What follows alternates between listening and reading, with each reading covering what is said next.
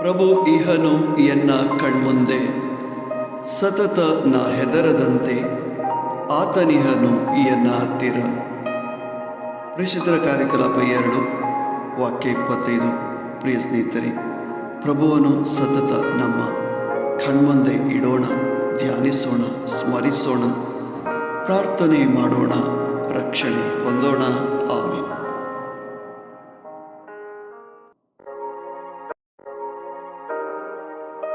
सौम्याक हांव सदांच म्हज्या दोळ्या मुखार दवरतलो.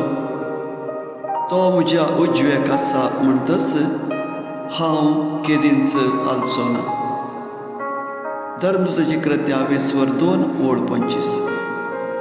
सौम्याक आमी सदांच आमच्या दोळ्या मुखार दवरया, काळजा मनी ताचें ध्यान करया, मागया आनी रक्षण जोडया.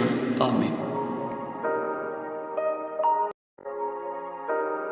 I saw the Lord before me at all times. He is near me and I will not be troubled. Acts chapter 2 verse 25. God's presence gives us strength, peace and courage in every situation. Amen.